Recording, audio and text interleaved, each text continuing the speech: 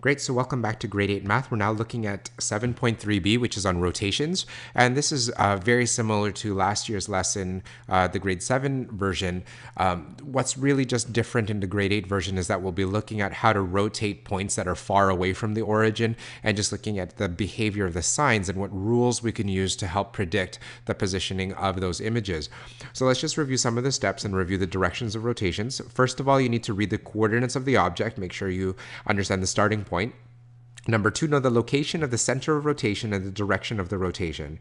In grade 8, we're always going to be using the center of rotation as the origin. So the origin will always be the center of rotation. The direction of rotation, we'll be reviewing that a little bit later on.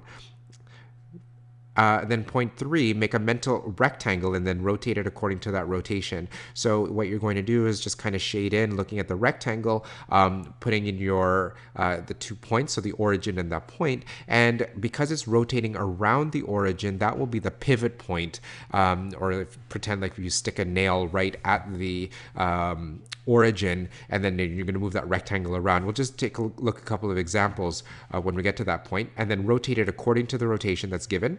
Check the image. It should be the same size but a different orientation, and that basically means that it's going to be the same size, but it might be facing in a different direction.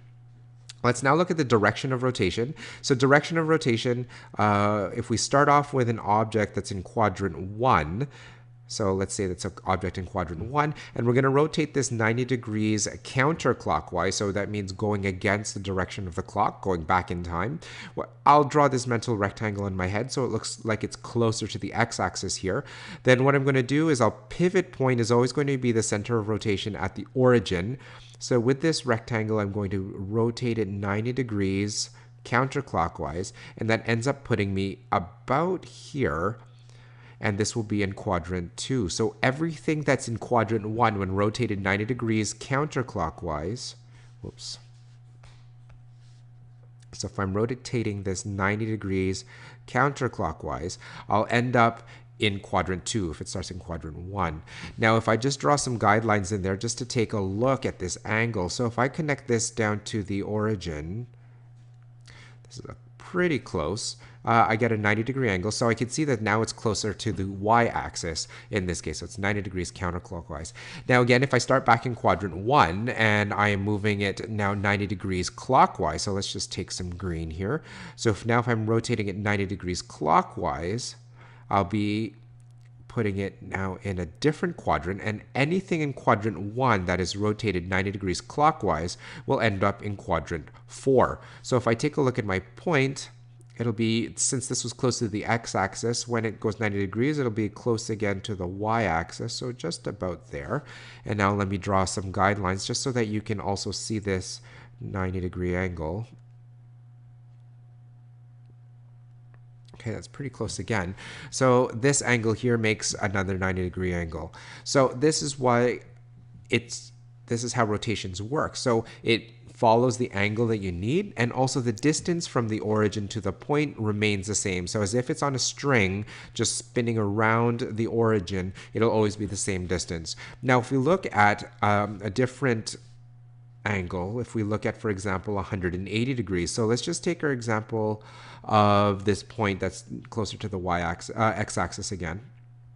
Now 180 degrees means that we're going halfway around the circle, or basically makes a straight line. So this is close to the x-axis. When it goes all the way around, it's going to still be close to the x-axis, but just on the other side of it. So now if I draw my straight line that connects these two, it should pass through the origin. And the angle here is 180 degrees, which is a straight line. The distance from this point to the origin is the same as the origin to the image. And anything in quadrant 1 will end up in quadrant 3. And so this is now 180 degrees. Notice that there's no direction for 180 degrees, or if you are given a direction, it's really the same thing. So 180 degrees counterclockwise is the same thing as moving 180 degrees clockwise. So just a quick review, anything that's in in a particular quadrant that is rotating 90 degrees will always end up in a different quadrant. Depending on the angle and depending on the direction, you can end up in any one of the 4 quadrants. So we'll be looking at a couple of examples in the notes, and then we'll just continue on from there. Great, so now let's take a look at a couple of examples here. So if we plot point negative 2, 3, and rotate it 90 degrees clockwise around the origin, find the coordinates of A prime. So if I look for negative 2, 3, that is here. And again, what we're going to do is draw this mental rectangle, which I'll color in yellow. That looks like that. And then what I'll do is I'm going to kind of pretend like I'm a basketball player here, and I'll put both feet at each corner of this rectangle. And then what I'm going to do is, because it's around the origin, this part doesn't move. So this is like my stationary foot, but this is my free foot. So that's the one that's going to be moving 90 degrees clockwise. So let's predict first where it's going to end up. We're starting in quadrant 2, and anything that is moving clockwise 90 degrees will end up moving in this direction. It'll end up in quadrant 1. So I expect my my image to be in this quadrant somewhere. So what I'll do is now I'll take this block and I'll just pretend that it falls down so that it now makes a rectangle that looks like this. Now, so this point where my pivot point was, where my foot is, or the nail, however you want to think about it, or the center of my string, this is the part that stays where it is. And then the other foot is the one that moves around this origin. And so that'll end up now over here on the opposite corner again, and I'll consider that A prime. So this is a 90 degrees clockwise. So the way I can check that is just by drawing in my guidelines and see whether or not it is actually 90 degrees. And that's pretty close to a 90-degree angle right there. And the distance is the same because it's the same sized rectangle that that was rotated. So the coordinates of A prime, so if I read my A prime coordinates, I am now at 3, 2. 90 degrees clockwise, so moving this way, would have been the same as if I went the other way around, and that's kind of 3/4 all the way around. So that's the same as 270 degrees counterclockwise. Now, how did the signs change? Let's take a look at it. I started at negative 2, 3, and I ended up at 3, 2. So that means for any value x, y that I am now rotating at 90 degrees clockwise, what happens is that the second coordinate, that y, becomes the x coordinate now. So that y now becomes first. And then the 2, this negative 2 which started, now becomes a positive 2. So this x now becomes the second coordinate, and it also changed signs. So with a 90 degrees clockwise rotation, you switch the signs, switch the positioning of the signs, and then you switch the actual positive negative of the x, the original x coordinate. So whatever was the original x coordinate now switches signs. Now let's take a look at 90 degrees counterclockwise. So now I have this point negative 1, 4. So I'll put this up here. And if you want to pause the video and try to do this rotation yourself, you can. And then what I'll do is I'll rotate this 90 degrees counterclockwise. So first of all, let's predict where we're going to start and end up. We're starting in quadrant 2. We're moving 90 degrees counterclockwise. That is in this direction. So definitely I will end up in quadrant 3.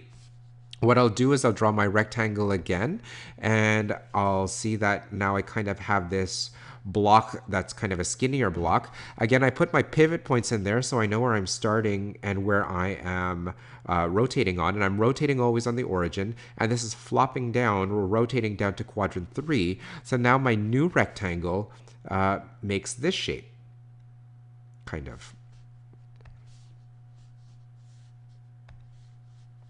And so now my corner ends up right over here, and that's B prime. Again, I could draw my guidelines very quickly just to make sure that this is a 90-degree angle, which it looks pretty close to. And then what I could do is read the coordinates of the point. So now this is at negative 4, negative 1. 90 degrees counterclockwise, so this was 90 degrees counterclockwise, is the same as going all the way around the other way, which would have been 270 degrees clockwise. Let's look at how the signs change. So starting with xy, so this is negative 1, 4. As you can see here, the first coordinate here switches to the second one, and it doesn't change at all. So that x stays x. Now the y coordinate, the original one in my object, started at 4, and then it ended up at negative 4 as the new first coordinate. So that one changed signs. So notice what happened now in a 90-degree counterclockwise rotation. Counterclockwise rotation. Again, you switch the positioning of both the signs, but it's now the original y coordinate that now becomes negative. Now let's take a look at one more example for 180 degrees. So now let's take a look at the third example. So let's plot this point C at negative 3, 5. So notice that I keep choosing points that are in quadrant 2, just so that for consistency's sake, we can compare all three of them. So negative 3, 5 is up here at letter C. I'm now going to rotate this 180 degrees around the origin. So what I'll do is I'll draw my mental rectangle again that is 3 blocks wide and 5 blocks tall. And then let's take a look at its direction of rotation. So it's going to be moving 180 degrees, but how come there's no direction of rotation listed? And we reviewed this before, that 180 degrees clockwise is the same thing as 180 degrees counterclockwise. The reason why this is because it's directly on the opposite side. So no matter how I get there, it would be facing exactly the same direction. So what I'm going to do is I'll plant my foot or my nail here at the origin, and my other free point is over here. So I'm going to kind of rotate this all the way around. So let me just go clockwise for this example. So I started in quadrant 2. I will end up now in quadrant 4. So this rectangle, I rotate this halfway around the coordinate system, and I end up with a rectangle that looks something like that. And now I take a look at where the points would end up, and so my corner would end up here. So that would be C prime over here. So the coordinates of C prime now are 3, negative 5. So now let's look again to see if we can determine a rule. So how do the signs change for a rotation that's 180 degrees? Well, the negative 3 stayed in the same place, except now it changed signs, so that negative 3 becomes positive 3. So no longer is it x, it becomes negative x. And the second one, we have this 5, stays the 5, but it also becomes negative. So that one switched the signs also. So now the rule for a rotation of 180 degrees is that the coordinates x, y become negative x, negative y.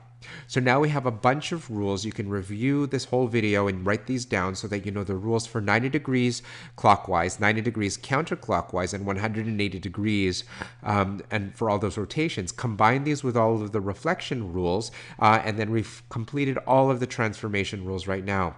So hopefully you understood this lesson.